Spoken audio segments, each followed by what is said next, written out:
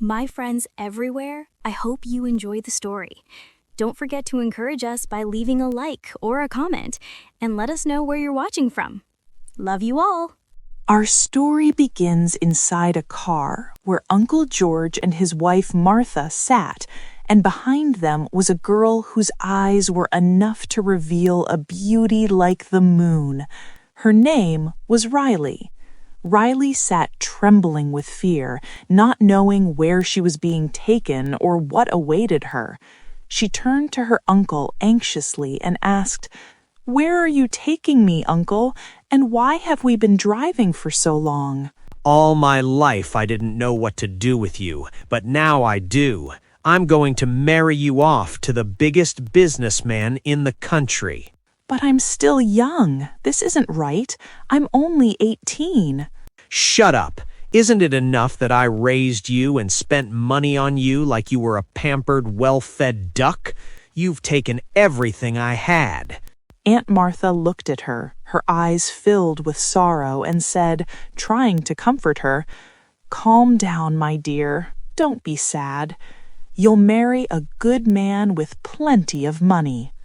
"But what have I done wrong, Aunt? They treat me this way because I have no one. My parents died when I was little." Uncle George sat in the car, smiling, reminiscing about what had happened 6 days ago.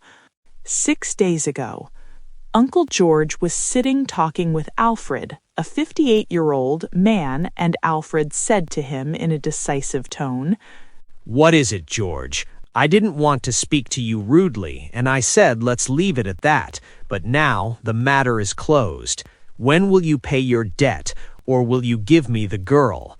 Next to Alfred sat Aidan, his right-hand man and trusted confidant, a 29-year-old who, despite his young age, owned countless properties and businesses. "George, have you forgotten who we are? One word from the master is law. No questions asked."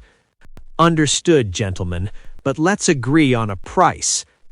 This girl is the only thing my brother took from this world. How could I give her away? But for your sake, I'll sell my wife if you wish. Anyway, how much will it cost?" 5 million, George. "Accepted, sir. When can I bring you the girl?" "In 5 days, and we'll see her as a bride." Then he laughed a chilling laugh. Back to the present. The car arrived in front of the largest mansion in the city, Alfred's family mansion. The mansion was fully decorated because the Grand Master was getting married. They entered the mansion and the head maid greeted them, saying, "Welcome, you honor us with your presence." Then she took Riley's hand and said, "Come this way, my dear." She took her to her room, dressed her in a beautiful white gown, and said admiringly, "You are as beautiful as the moon." "What will they do to me?" "Everything will be all right, my dear. Who wouldn't dream of marrying Mr. Alfred? All you should do now is rejoice wholeheartedly." Aunt Martha entered and said, "You look wonderful, Riley. Congratulations." "Why are you doing this to me, Auntie? I thought you would make up for everything I've been through in my life." "It's against my will, my dear. You know how cruel your uncle is." And the marriage took place. Alfred entered his suite where Riley was and said, "It seems George has made an excellent choice. She's truly beautiful. Congratulations to me." He approached her, and Riley screamed in fear, "Don't come near me! Stay away from me!" She backed away, whispering to herself, "God, save me from him, for I have no one but you." A moment later, Alfred lay motionless on the ground. Riley trembled, and Alfred's cousin Louise rushed in, shouting, "What have you done to him?" Riley ran away in a panic, even though she hadn't done anything, but suddenly she bumped into Aidan and fell to the ground. "Don't you realize where you're going?" "Please save me," she cried fearfully. Hearing the scream, he asked her, "What happened?" "I prayed to God. Aidan was surprised and thought to himself, What? Is she really that sincere that her prayers are answered so quickly? Riley interrupted him, saying, "Will you help me escape from here or what?"